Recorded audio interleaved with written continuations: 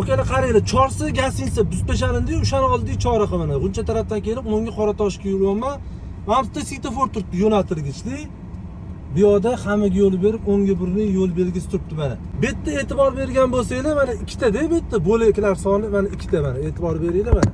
Bo'laklar soni ikkita. Bu joy Chorsi gasinchasining oldidagi chorraha. G'unchadan kelib, o'ngga Samarqand Darvozaga burilish. Alohida o'zi yo'l qilib qo'yilgan, buriladigan. Videoda e'tibor bergan bo'lsanglar, mana bunday kirib kelayotganimda bo'laklar soni ikkita edi. Ikkita mashina siqat. O'ng tomonda 542 belgisi turibdi, chap tomonda svetofor turibdi, strelkali, yo'naltirgichli. Ba'zi bir haydovchilar shunaqa o'ylab qolishayotgan ekan, o'ng tomondan burilgan haydovchi shu 542 belgisiga amal qilib yuraveradi, chap tomondagi svetoforga amal qiladi deb o'ylab qolishayotgan ekan.